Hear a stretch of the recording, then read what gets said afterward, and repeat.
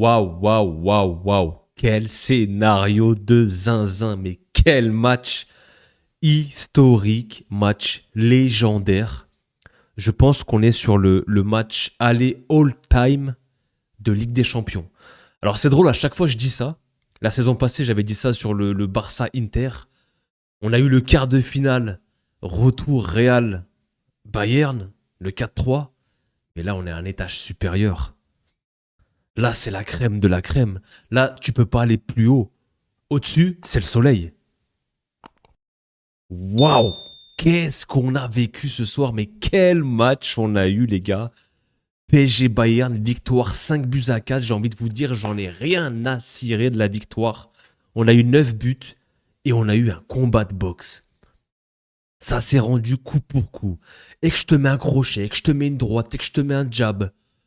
Quel match de malade. Merci Luis Enrique, merci Vincent Kompany, parce qu'il y a eu un match avant l'heure, dans les conférences de presse, quand Luis Enrique débarque et qui dit qu'on est la meilleure équipe du monde.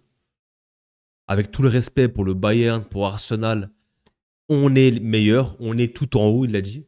Et quant à Vincent Kompany, qui lui de son côté, bah nous on va venir pour jouer notre football avec nos principes, nos préceptes de jeu. On va pas flancher, on va pas venir pour défendre. C'est ce qu'on a eu. Et c'est ça qu'on aime. C'est que des équipes qui ont des principes, qui travaillent et qui viennent et qui imposent leur philosophie, leur style de jeu. Et c'est ce qu'on a eu ce soir. Et ça nous a rendu un match spectaculaire. Alors attention, certains vont dire 9 buts, les défenses ont été à chier. J'aimerais nuancer quand même. Alors peut-être que les défenses et les gardiens surtout, on peut les pointer du doigt. Par contre, offensivement, les gars, que ce soit du côté du Bayern et du côté du PSG, waouh. Alors là, on est sur vraiment le gratin du football. Luis Diaz, Michael Olise, Kvara, Dembélé, Harry Kane. Non, c'est trop. Franchement, les gars, arrêtez tout ce qu'ils nous ont fait ce soir. 9 buts. Le match de la saison. Le match historique en Ligue des Champions. Un match aller historique. Je veux rien savoir. Ramenez-moi à n'importe... Venez en commentaire et ramenez-moi n'importe quel match.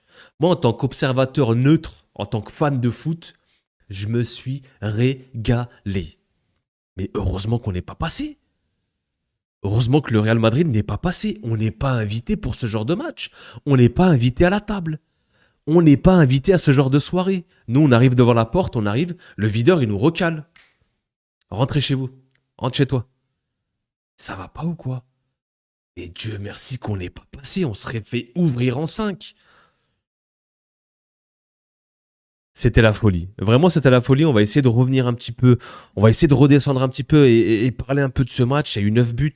Ça va être compliqué de se rappeler de tout. Moi, j'ai le souvenir que ce premier quart d'heure, je vois quand même une équipe du Bayern qui rentre mieux dans son match. Peut-être que le Paris Saint-Germain s'est fait un peu cueillir à froid. Est-ce qu'il y avait un petit peu cette forme de stress? Je sais pas. Il y a eu ce round d'observation un petit peu, mais je trouve que le Bayern est monté un petit peu en puissance sur ce premier quart d'heure et a un peu plus la maîtrise et met le pied sur le ballon. Et c'est concrétisé et matérialisé par ce penalty obtenu par Luis Diaz qui a fait un match de zinzin. Autant contre le Real, la double confrontation, je le trouve horrible. Autant là contre le PSG, c'est n'importe quoi. C'est une teigne. C'est un monstre. Ça a été un monstre sur ce match aller. Pour moi, côté Bayern, ça peut être l'homme du match. Hein. Ça peut jouer avec Olysée parce qu'il y a un autre taré de l'autre côté. Bref, ce penalty super bien obtenu. Ça joue plein axe. Il y a une super passe de Kimmich. Et c'est Olysée qui vient jouer une touche tout de suite dans la surface. Petite touche pour Luis Diaz. Et hyper intelligent, il vient mettre son pied en opposition. On regarde le ralenti, il joue bien le coup, parce qu'en fait, Pacho vient pour jouer le ballon, et c'est Luis Diaz qui vient mettre son pied après, pour protéger un petit peu son ballon. Finalement, il joue très très bien le coup, et Pacho tombe un peu dans le piège, penalty. Et j'ai trouvé quand même que le pressing du Bayern était vraiment efficient, très efficace. Quand t'avais Kimmich et Pavlovic qui venaient te chercher très très haut, t'avais les ailiers, justement, Diaz et Olysée, qui revenaient serrer dans l'axe, et tu rajoutais Musiala et Kane, t'avais vraiment un bloc qui venait presser très très haut. Malgré la qualité de relance du PSG, ils ont eu du mal. Ils ont eu du mal et par moments, ils ont dû balancer plusieurs fois. Safonov a dû balancer, Pacho aussi, Marquinhos. Ils ont été en grande difficulté, je trouve, les défenseurs du PSG quand même.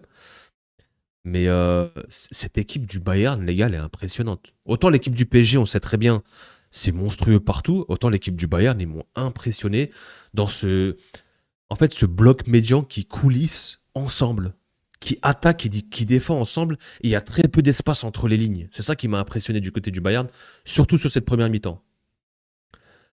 T'as quand même la réponse du PSG contre le cours du jeu.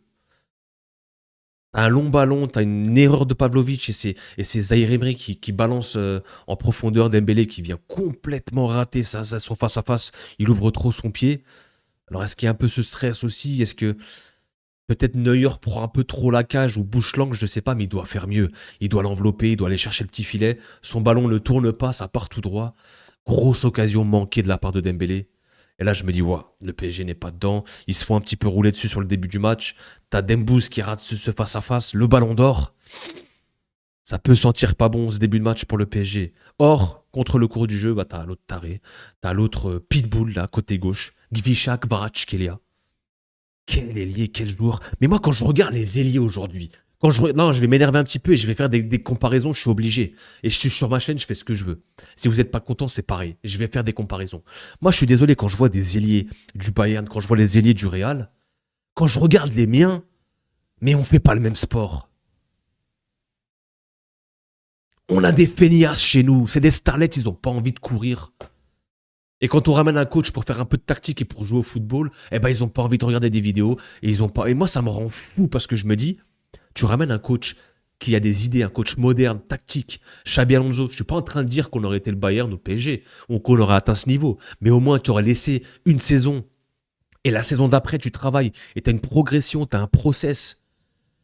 Mais t'aurais pu, avec la qualité des joueurs qu'on a, et si ces joueurs-là se mettent dans la tête que, ok, on écoute le coach, on est convaincu, on va avec lui, et on écoute et on fait ce qu'il dit, on n'a pas le droit au bonheur chez nous. On n'a pas le droit au bonheur. Bref, j'étais obligé d'en parler parce que ça m'a rendu fou quand je vois Gvisha Kvaratskhelia, l'électricité qu'il a dans les jambes, l'agressivité, que ce soit tant défensivement, offensivement, ce qu'il apporte. C'est pas le plus rapide. C'est pas l'ailier le plus rapide, loin de là. Mais par contre, la qualité technique, le feu qu'il a dans les jambes, le timing qu'il a, son instinct de tueur dans la surface, quand il vient, il fait cet appel contre appel, il part en profondeur, il vient mélanger Stanisic, il a eu du mal, hein, Stanisic, ce soir, et puis il vient loger son petit filet. Gvara, les gars, c'est quoi? C'est 15 goals assist en Champions League. Hein. C'est Monsieur Champions League. Depuis la saison passée, pour moi, son recrutement à l'hiver, pour moi, c'est un des tout meilleurs recrutements hivernal. Transfert hivernal. Et là encore, cette saison. Pour moi, sans Gvara, la saison passée, je pense que le PSG va pas au bout. Et là, cette saison encore, c'est lui qui sort de la boîte à chaque fois. Que ce soit en Ligue 1, que ce soit en Ligue des Champions, à chaque fois, il est tueur. C'est un pitbull. Il est là avec ses chaussettes basses, il redouble des efforts, il est là, il vient de bosser, il vient de travailler. Allez, viens un contre un, allez, gauche, droite. C'est pas le plus rapide comme j'ai dit, mais la qualité technique qu'il a, l'électricité, la qualité de frappe, les choix, le QI football, c'est trop. C'est trop, Gvisha Kvaratskhelia. Quel joueur de foot. Quel joueur de foot. Ça pue le football, c'est magnifique. Franchement, c'est magnifique. Quel ailier, quel joueur. Il joue avec la Géorgie, il sera peut-être jamais ballon d'or. Mais il a un niveau ballon d'or, je suis désolé. T'as un momentum. En fait, t'as un momentum qui commence à tourner là. Le PSG qui en profite. Il y a ce corner et puis t'as le petit João Neves. On le sait très bien, il a une détente de malade. Il fait 1m50, 1m60. Et c'est lui qui vient smatcher cette tête décroisée là. Ça fait 2 buts à 1 contre le cours du jeu, je trouve quand même. Le PSG qui, bah, pour le coup, ça me rappelle un peu le Real. La gestion des temps forts et des temps faibles à l'époque. Le Real, savait faire le dos rond et savait piquer quand il fallait. Une occasion, un but. Bah là, c'est 2 occasions, 2 buts.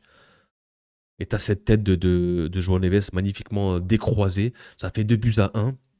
Tu te dis, bon, le Paris Saint-Germain a retourné le match. Maintenant, ils vont être dans la gestion, ils vont gérer, ils vont reprendre cette possession. Ils sont à domicile au parc. Et là, en fait, il y a tout le monde qui a voulu jouer sa partition ce soir. Et c'est ça qui est fou, c'est que chacun a répondu. Voilà, t'as Luis Diaz qui fait un match de fou, t'as Gvisha qui vient, Et ben là, c'est qui sort de sa boîte? C'est Michael Olise. Il a dit, les gars, moi je suis là depuis le début de saison. Je suis quasiment 50, 50 goal assists. 50 goal assists depuis le début de saison. Le taré, Michael Olise, il est français. La Coupe du Monde va être complètement folle. Déjà, ce qu'il nous a fait contre le Real, il nous a froissé. Mais là encore ce soir, il a un client en face de lui. Hein. C'est Nuno Mendes. Hein. Je suis désolé. Je suis désolé, ramenez-lui qui vous voulez, les gars. Ramenez-lui le meilleur latéral gauche du monde. Ce qu'il a encore fait, il l'a fait souffrir. Et là, il se retrouve dans une position axiale. Et en fait, t'as l'impression que le temps s'arrête autour de lui. Les joueurs sont freeze. Ils sont paralysés. Il n'y a personne qui arrive à sortir parce qu'en fait, il fait cette première touche de balle. Contrôle, il accélère, il se met en position. Il est tellement agile et fin. Il arrive à faire ses petits pas, à s'ajuster. Il remet une petite touche, il se décale et il vient mettre cette frappe un peu croisée en plein axe. Et Safonov part un peu sur le côté, il peut rien faire. Je sais pas si c'est une passivité défensive ou si c'est lui, il les a freeze, il les a paralysés. C'est un petit peu des deux, on peut se rejoindre un peu entre les deux. Et quel joueur, encore une fois, les gars, avec ses pieds un petit peu arqués, t'as l'impression qu'il est en smoking quand il joue, il est sur la pointe des pieds. C'est quoi ce gars, il sort d'où, Michael Olise? Il joue à Reading en deuxième division, il débarque à Crystal Palace, il fait un trio de zinzin avec Mateta et Berechi Eze, son transfert au Bayern, ça fait 2 saisons, il marche sur l'eau, il surnage. Il est tellement beau à voir jouer en plus. Waouh. Non, Michael Olise, c'est n'importe quoi. Le gars, il débarque, il arrive au parc, cagoulé, jusque-là, casquette, on voit que ses yeux. Il débarque comme ça à l'inconnu, à l'improviste, ni vu, incognito, ni vu ni connu. Le mec, il vient sur le terrain d'échauffement, il vient s'échauffer, il est en dourac. Il n'est pas comme les autres, il est différent. Et même sur le terrain, il est différent.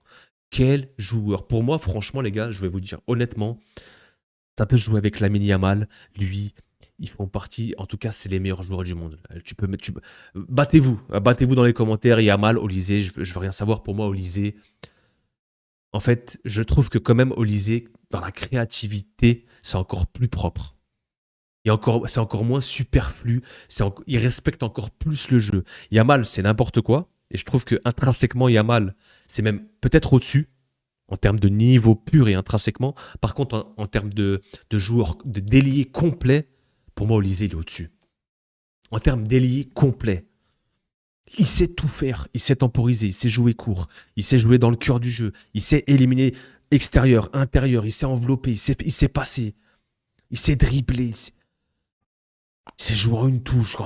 C'est n'importe quoi. Non, franchement, Michael Olise aussi. Waouh, waouh, waouh. Moi, je me suis régalé. Franchement, les gars, vous le voyez, hein, les émotions que j'ai parce que je suis supporter du football. Alors, avant tout, moi, je supporte le Real Madrid, je supporte aussi l'Olympique Lyonnais.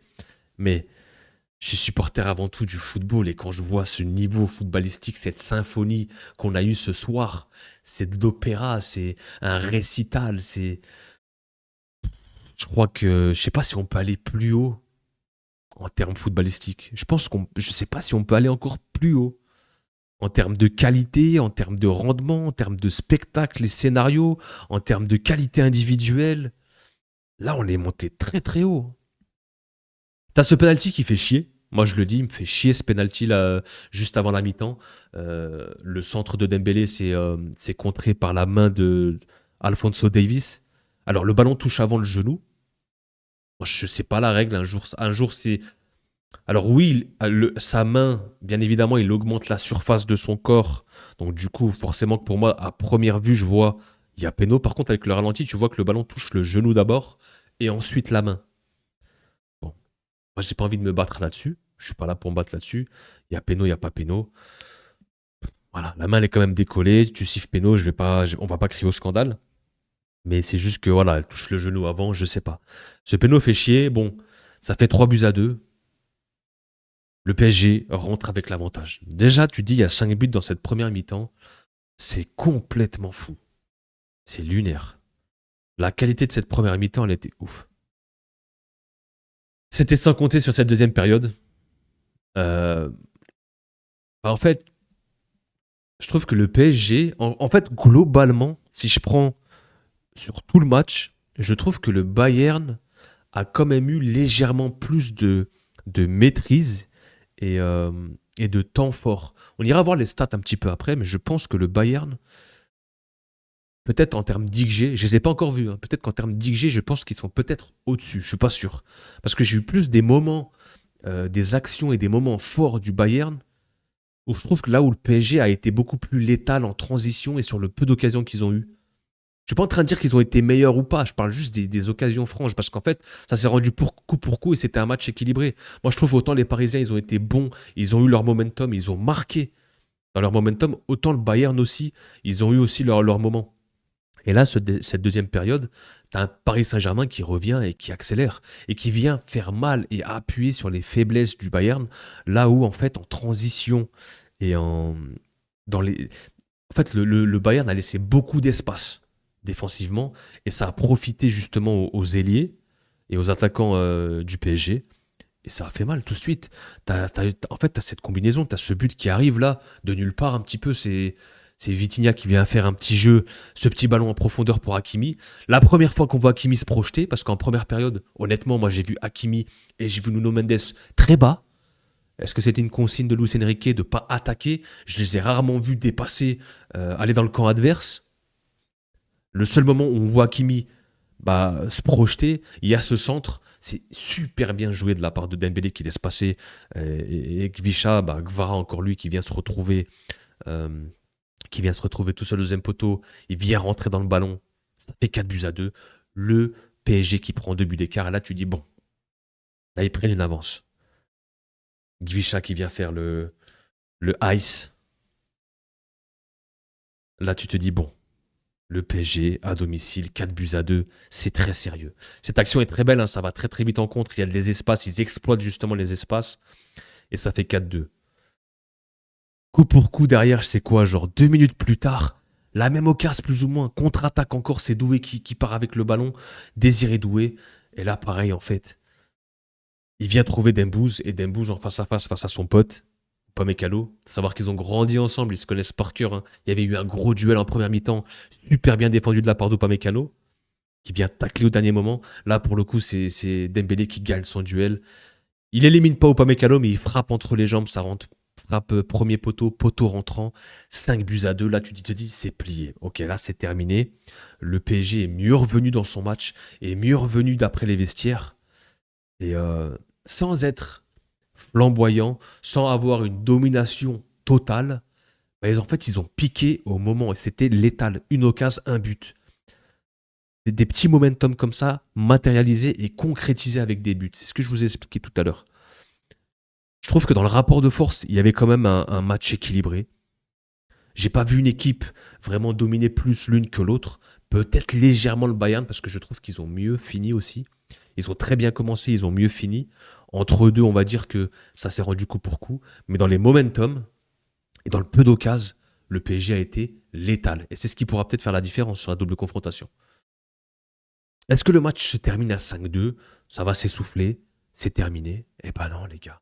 On a encore eu le droit à du spectacle et on a encore eu le droit à des buts. Et merci, merci, merci aux 22 acteurs. Merci aux 22 acteurs, vraiment. Coup de pied arrêté de Joshua Kimmich, je crois. Il y a un long ballon, c'est effleuré par Upamecano qui se rattrape après ce duel face à son pote. Il vient marquer 5-3. Ok, il sonne la révolte. Peut-être que ça peut remonter.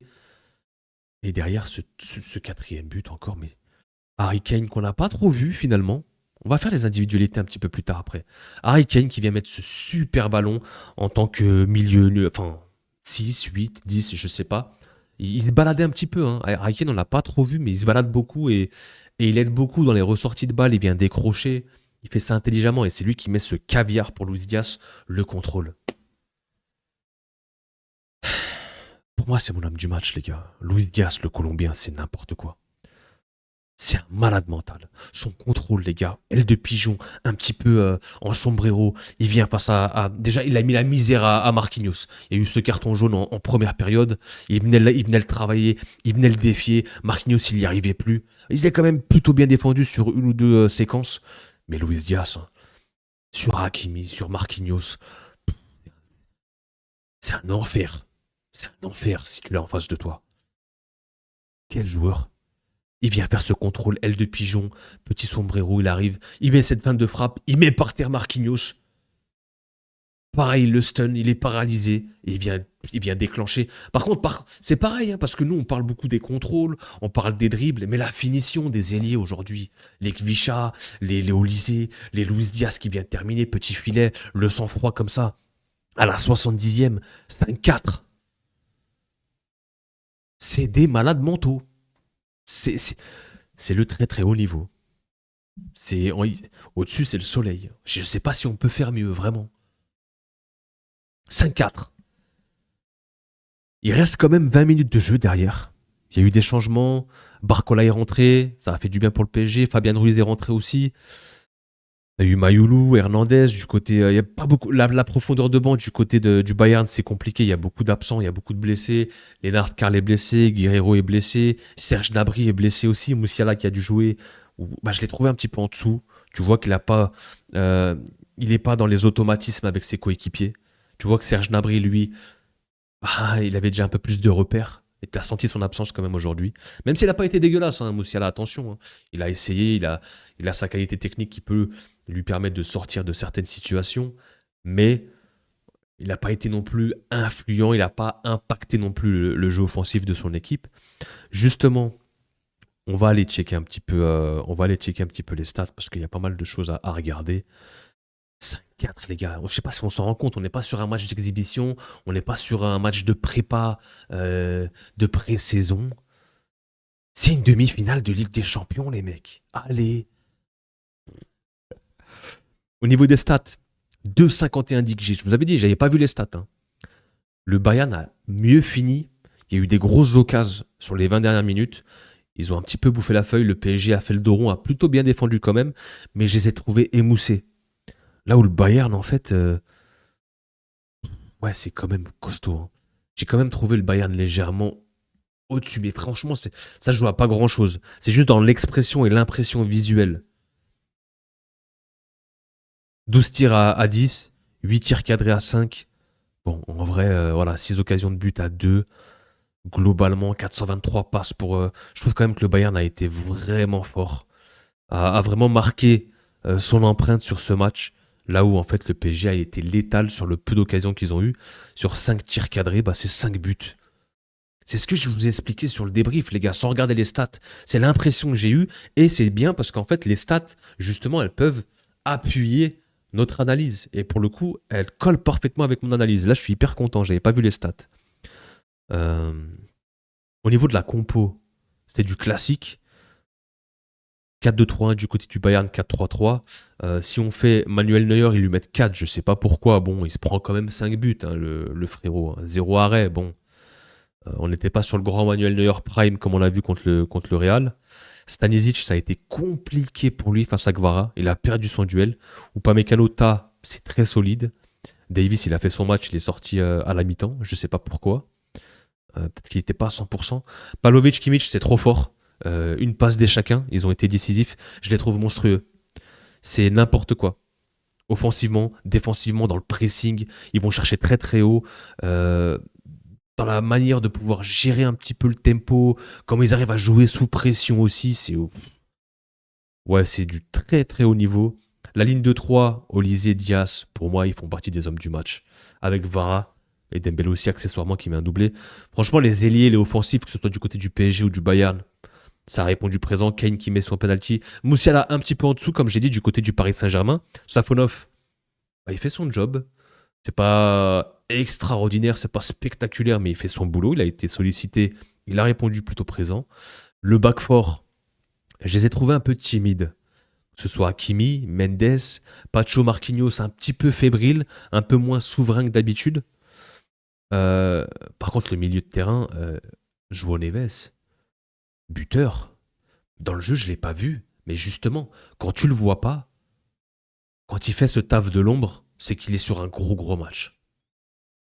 Quel pitbull lui aussi. Il vient t'agresser les chevilles, il est toujours là dans les lignes de passe. Il vient t'agresser, il te laisse très peu de temps pour jouer. Il est buteur, hein, ça, sa tête se matcher, c'est... Quel joueur, franchement quel joueur. Vitinha, Zaïre Emery, ils ont fait leur job. Et offensivement, doué, double passeur. Doué double passeur sur la passe sur le premier but de Gvicha. Il met un super ballon. Et cette petite passe pour Dembélé, bon, c'est plus Dembélé qui fait le but. Doué double passeur, peut-être un petit peu en dessous. Dembélé, mis à part cette grosse occasion ratée, il se rattrape derrière. Le penalty marqué, il faut le mettre. Plus cette frappe derrière. Il fait un match de numéro 9. Tu l'as pas énormément vu, il y a eu quelques ratés, mais il fait son match. Beaucoup dans l'effort, dans le pressing, dans l'abattage. Euh, Très très courageux, encore une fois, Dembélé, très généreux aussi. Par contre, Gvicha, pour moi, côté parisien, c'est l'homme du match et c'est vraiment létal. C'est brutal, en fait, Gvara. Gvara, c'est brutal et c'est, c'est- pour moi, en fait, il fait partie de ces milieux, de ces ailiers. Pour moi, c'est comme Olivier. C'est des ailiers qui sont en fait, qui ont un QI football tellement développé, ils sont tellement créatifs, qu'ils sont tellement imprévisibles et tu sais absolument pas ce qu'ils vont faire. Et Gvara,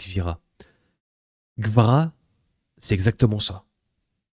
Tu sais pas ce qu'il va faire, mais il va faire souvent la même chose. Il va revenir repiquer, envelopper, mais il le fait tellement à la perfection. À l'époque, c'était les Robben qui étaient capables de faire ça, qui répétaient son circuit côté droit, mais ça marchait tout le temps. Bah là, en fait, ils ont encore plus de palettes dans leur jeu.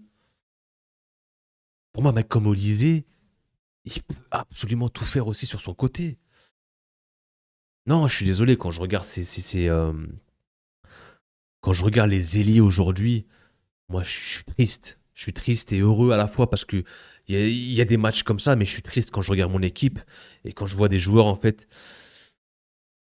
quand je vois mon équipe où en fait, que ce soit dans les efforts défensifs, que ce soit dans le jeu associatif devant, que ce soit dans les attaques placées, on est tellement loin de tout ça.